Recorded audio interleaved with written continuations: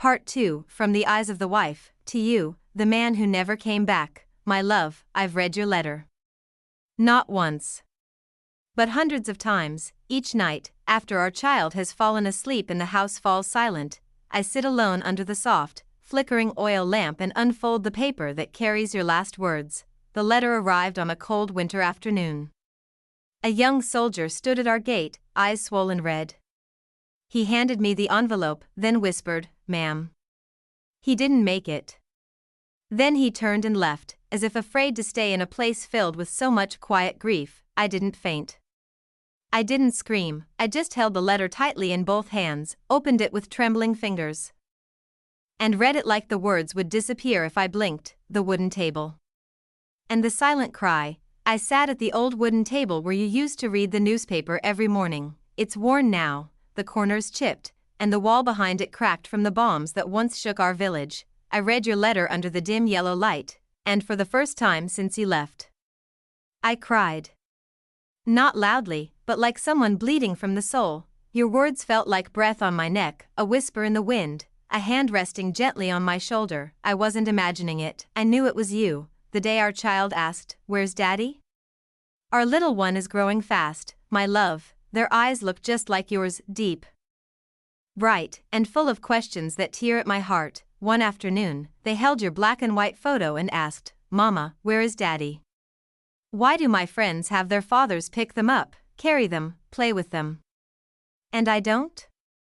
I had prepared for that moment 1,000 times in my mind, but when it came, my voice still trembled. I held our child close and whispered, "Daddy went to protect our country, sweetheart.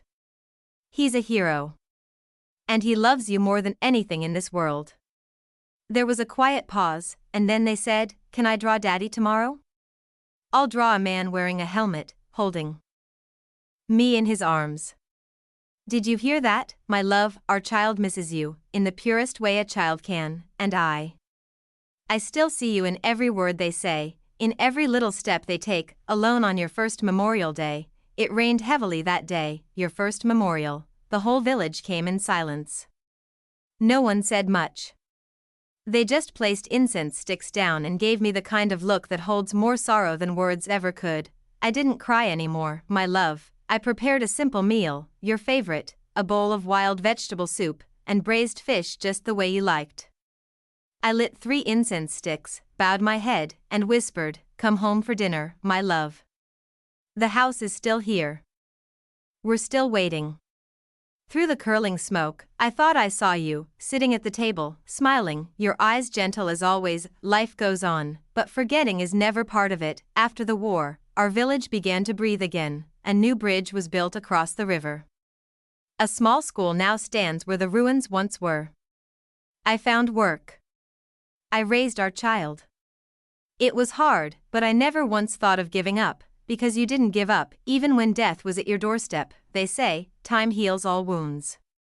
But for me, time simply teaches how to live with the wound, not to erase it, but to walk with it, every day. I haven't forgotten you. Not a single day, but I've learned to smile when telling our child about you, not as a name carved in stone, but as a real man who loved deeply and lived bravely. I tell them, you carry the blood of a man who never ran from duty. Be someone your father would be proud of.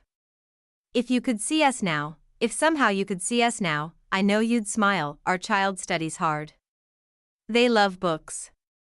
Their heart is kind, just like yours. Every year, on Remembrance Day, they take my hand and walk to your grave. They place white flowers at the foot of your name and whisper, "I came to visit you, Daddy." You see?